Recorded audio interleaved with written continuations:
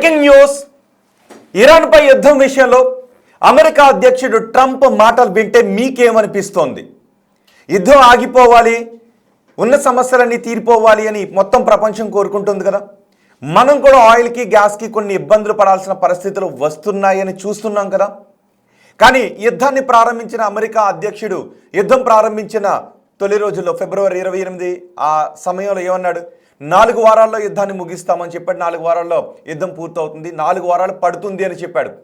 కానీ ఆ తర్వాత జరుగుతున్న పరిణామాలు చూస్తూ ఉంటే ఇరాన్ ప్రతి దాడులు చేస్తున్న విధానం, అమెరికా అధ్యక్షుడు యుద్ధం గురించి మాట్లాడుతున్న విషయం చూస్తూ ఉంటే ప్రపంచ దేశాలకు అర్థం కావడం లేదు. మార్కెట్లు కూడా రకరకాలుగా రియాక్ట్ అవుతూ ఉన్నాయి. ఒక్కొక్కసారి అమెరికా అధ్యక్షుడు ట్రంప్ యుద్ధ ముగింపు అనే విధంగా మాట్లాడటంతో మార్కెట్స్కి బూస్ట్ వస్తుందంటే యుద్ధం ఆగిపోతుందని ప్రపంచ దేశాలు అనుకుంటున్నట్టుగా. ఆ తర్వాత మళ్ళీ అదే అమెరికా అధ్యక్షుడు యుద్ధం గురించి ఇంకొక మాట మాట్లాడతాడు ఈ ట్రంప్. ఆ తర్వాత మళ్ళీ మార్కెట్లు పడిపోతున్నాయంటే ప్రపంచం భయపడుతుందని అర్థం. యుద్ధం కారణంగానే యుద్ధం కారణంగా ప్రపంచం ఎంత భయపడుతుంది అనేది ఈ స్టాక్ మార్కెట్లు మనకి చాలా క్లియర్గా అర్థమయ్యేలా చెబుతూ ఉంటుంటాయి. ఇప్పుడు అమెరికా అధ్యక్షుడు ట్రంప్ మరోసారి ఏమన్నాడు అంటే, యుద్ధాన్ని ఒకవేళ ఇరాన్ మా షరతులకు అంగీకరించకపోతే యుద్ధాన్ని ఇలాగే కొనసాగిస్తాం, 2-3 వారాల్లో మొత్తం ఇరాన్ని నాశనం చేసేస్తానని అంటున్నాడు. మొన్నటి వరకు ఏమన్నాడు? 2-3 వారాల్లో ఇరాన్ని దారికి తెచ్చుకుంటామని. కానీ ఇప్పుడు 2-3 వారాల్లో భీకర దాడులు చేస్తాం ఇరాన్ పైన, ఏకంగా ఇరాన్ని రాతియుగం నాటికి తీసుకువెళ్ళిపోతాను అని అమెరికా అధ్యక్షుడు అంటూ ఉన్నాడు. అంటే ఇరాన్ని ఇప్పుడు భయపెడుతూ ఉన్నాడు. మీకేమనిపిస్తోంది?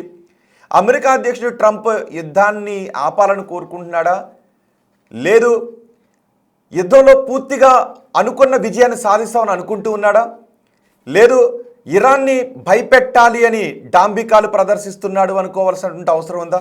నిజానికి అమెరికా ఇజ్రాయెల్ తలుచుకుంటే మొదట్లోనే అనుకున్నారు ఇరాన్ ఎంతవరకు యుద్ధం చేయగలుగుతుంది, ఇరాన్ లొంగిపోవాల్సిందే, ఇరాన్ టాప్ ఆర్డర్ అంతా కుప్పకూలినప్పుడు ఇరాన్ ఇక లొంగిపోవాల్సిందే అని అనుకున్నారు. కానీ ఇరాన్ ఎక్కడ కూడా లొంగుబాటుకు సిద్ధంగా లేదు. అమెరికా విధించినటువంటి ఆంక్షలకు, అమెరికా విధించిన షరతులకు ఇరాన్ లొంగి వస్తే యుద్ధాన్ని ఆపుతాం అంటూ ఉన్నప్పుడు ఇరాన్ కూడా కొన్ని షరతులు పెడుతూ ఉంది. యుద్ధాన్ని ఆపాలి, భవిష్యత్తులో దాడులు చేయబోమని హామీ ఇవ్వాలి, వీటితో పాటు మాకు జరిగిన నష్టానికి పరిహారం కూడా చెల్లించాలని ఇరాన్ తిరిగి అడుగుతోంది. ఇరాన్ ఎక్కడ కూడా మేము అమెరికా మాతో సంప్రదింపులు జరుపుతుంది, మేము దారికి వస్తున్నామని చెప్పడం లేదు. అమెరికా మాతో సంప్రదింపులు జరపలేదు, కానీ అమెరికాకు సంబంధించిన కొంతమంది అధికారులు మాట్లాడారు అని వీటికి సంబంధించిన విషయాలు చెబుతోంది. ఇటు పాకిస్తాన్, చైనా ఒక పీస్ తీసుకుని రావాలని చూస్తుంది, ఒక పీస్ ప్రణాళికతో ముందుకు వెళ్ళాలని చూస్తుంది, పీస్ ప్లానింగ్తో ముందుకు వెళ్ళాలని చూస్తుంది, సయోధ్య కుదర్చాలని ప్లాన్ చేస్తూ ఉన్నారు. అదే సమయంలో అమెరికా అధ్యక్షుడు హర్ముజ్ గురించి కూడా ఏం మాట్లాడాడు? ఇప్పటికే ఇరాన్ హర్ముజ్ని మూసివేయడంతో మొత్తం ప్రపంచ దేశాలు అల్లాడుతున్నాయి. ఒకవేళ అక్కడ హర్ముజ్ జలసంధిపై ప్రపంచ దేశాలకు ఆధారపడాల్సిన పరిస్థితులు లేకపోతే యుద్ధం వేరే రకంగా ఉండేది, ప్రపంచ ఆర్థిక పరిస్థితులు వేరే రకంగా ఉండేవి. సో యుద్ధ ప్రభావం ప్రపంచ దేశాలకు ఈ రకమైన సెగలు తగిలి ఉండేవి కావు. ఇక్కడ హర్ముజ్ జలసంధి చాలా కీలకం. అందుకే యుద్ధం ఆ 3 దేశాల మధ్య జరుగుతున్న ఆ ప్రభావం, ఆ ప్రకంపనలు మిగిలిన ప్రపంచ దేశాలు తీసుకోవాల్సి వస్తుంది. ఆ షాక్స్ని మనం కూడా తీసుకోవాల్సి వస్తుంది. మనం అనుకుంటూ ఉన్నాం ఆ ఇంధన నిల్వలు ఎంత ఉన్నాయి భారతదేశం దగ్గర అనుకుంటూ ఉంటే, ఇంకో 2 నెలలకు సరిపడా ఇంధన నిల్వలు ఉన్నాయి. గ్యాస్ సరఫరా మొన్న కూడా ఒక షిప్ వచ్చింది కాబట్టి, గ్యాస్తో ఒక షిప్ వచ్చింది కాబట్టి హర్ముజ్ జలసంధిని దాటి, సో మనకు ఓకే.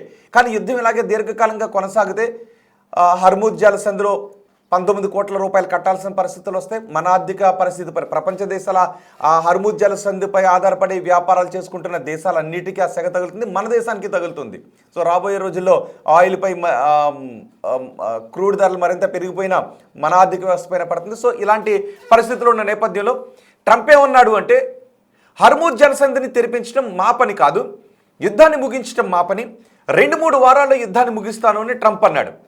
మళ్ళీ ఆ తర్వాత అదే ట్రంప్ యుద్ధాన్ని హర్ముజ్ జలసంధిపై ఆధారపడిన దేశాలు హర్ముజ్ని ఎలా దాటి వెళ్ళాలో మీరే ఆలోచించుకోండి అన్నాడు. అంటే దాని ఉద్దేశం ఏంటి? హర్ముజ్ జలసంధిని ఓపెన్ చేయడానికి మీరు కూడా యుద్ధ నౌకలు అక్కడ పంపించుకోండి, మీరు కూడా ఇరాన్తో యుద్ధానికి దిగి మీరు హర్ముజ్ జలసంధిని తెరిపించుకునే ప్రయత్నం చేయండి, లేదు మీరు ఆ జలసంధిని ఎలా దాటి వెళ్తారో మీ ఇష్టం, జలసంధికి మాకు ఎటువంటి సంబంధం లేదు.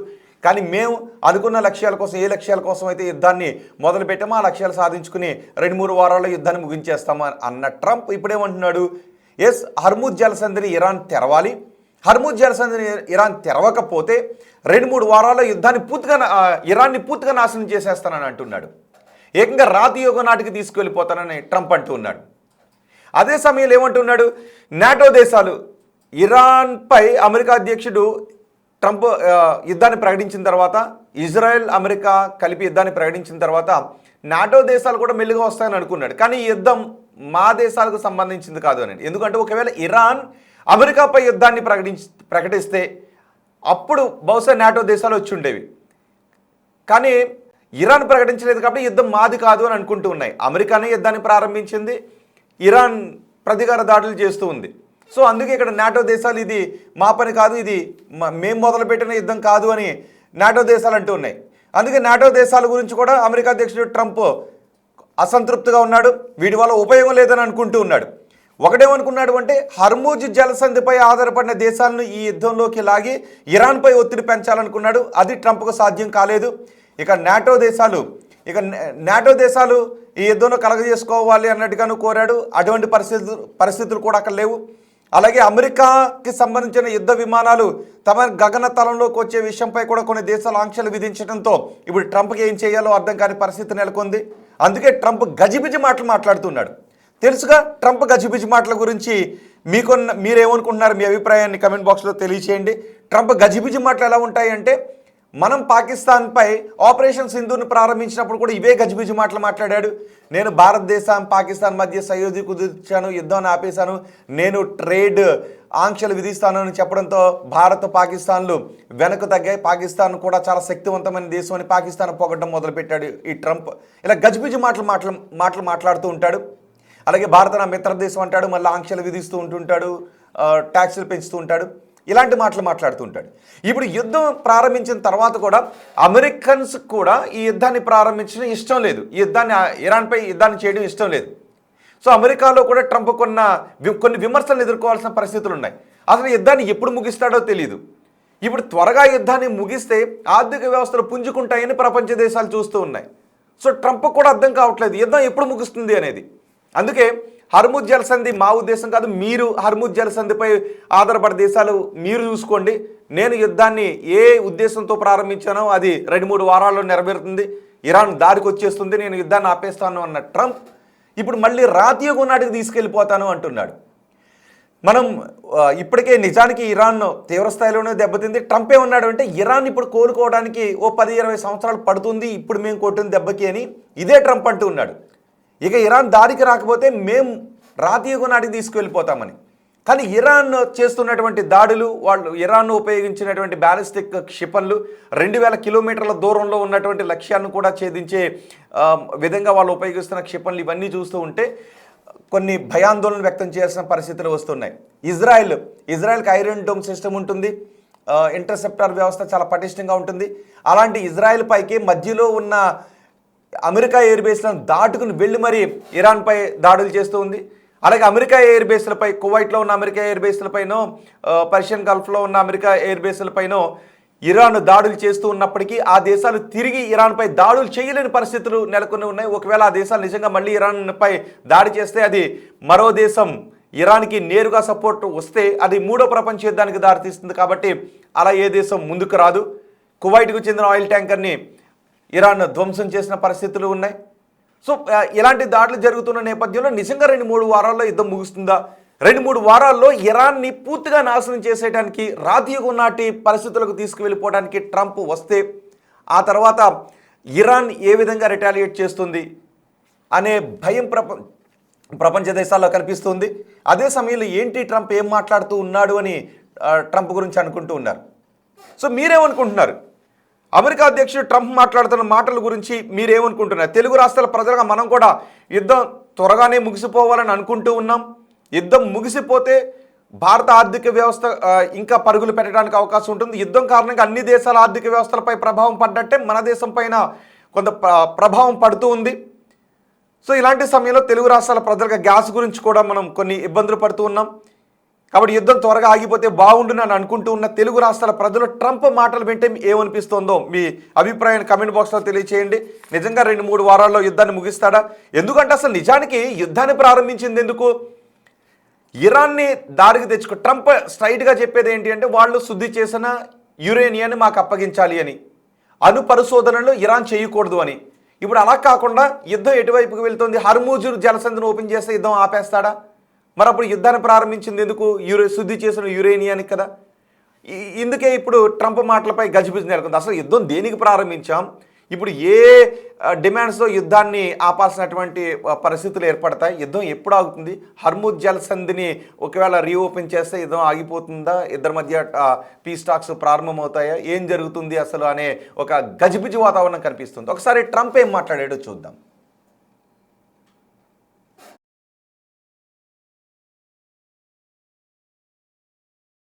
Traveling further than any manned rocket has ever flown, and will very substantially pass the moon, go around it, and come back home from a distance that has never been done before. It's amazing.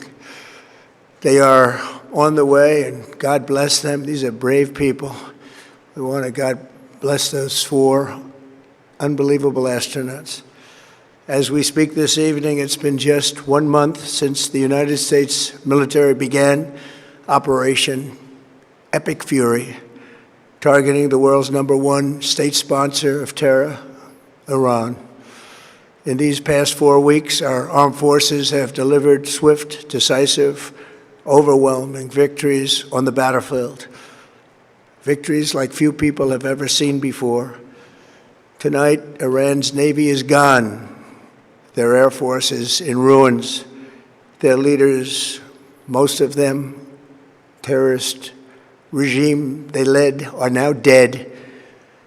Their command and control of the Islamic Revolutionary Guard Corps is being decimated as we speak. Their ability to launch missiles and drones is dramatically curtailed, and their weapons, factories, and rocket launchers are being blown to pieces. Very few of them left.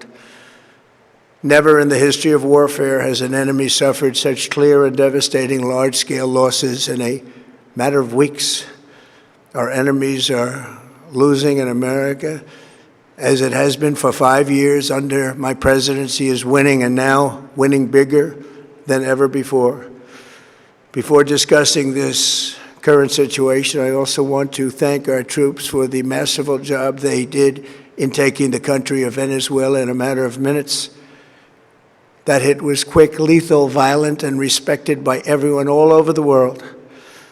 After rebuilding our military during my first term, we have by far the strongest military anywhere in the world, and now we're working along with Venezuela and are, in a true sense, joint venture partners. We're getting along incredibly well in the production and sale of massive amounts of oil and gas, the second largest reserves on earth after the United States of America.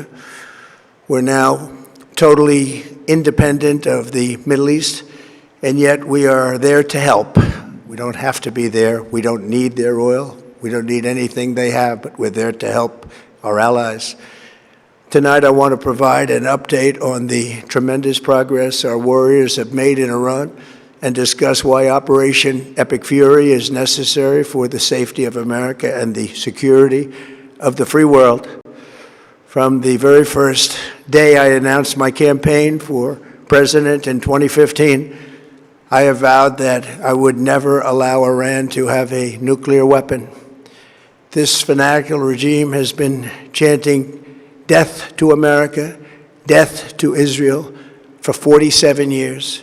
Their proxies were behind the murder of 241 Americans in the Marine barracks bombing in Beirut, the slaughter of hundreds of our service members with roadside bombs.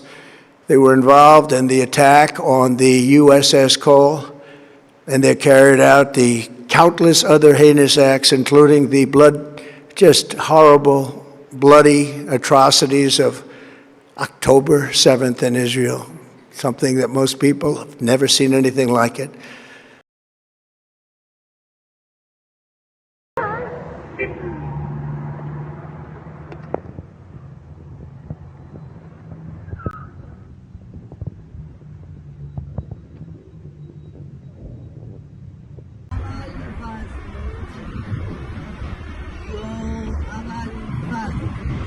He's human.